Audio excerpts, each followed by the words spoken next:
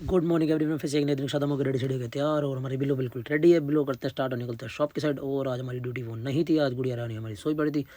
निकल के तब अपनी शॉप की साइड। और भाई साहब तो धूप सूप इतनी बढ़िया हो रही है, हवा तो बहुत ज़्यादा चल रही थी लेकिन धुंध वगैरह नहीं थी। और ये चौंक देखो भाई साहब, ये सजा रखा था, यहाँ पे इनका कुछ प्रोग्राम वगैरह था। यहाँ पे एक्चुअली मूर्ति का मुहूर्त था तो वो हो गया था। और उसके बाद फाइनली फिर पहुँच गए थे अपनी शॉप पर आते फटाफट सब ने करी अपनी शॉप ओपन। लेकिन शॉप ओपन करने से पहले मैंने क्या देखा कि भाई साहब ये तो आए नहीं।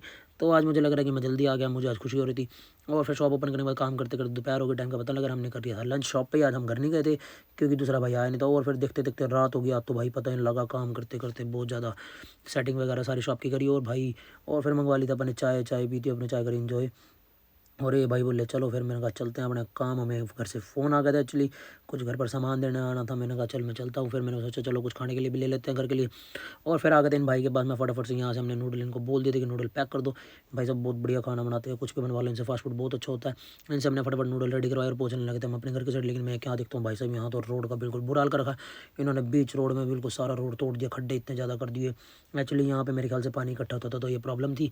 तो इसलिए सेट करने के लिए इन्होंने यहाँ पे ये करा। भाई साहब पूरा जाम लगा हुआ था यहाँ।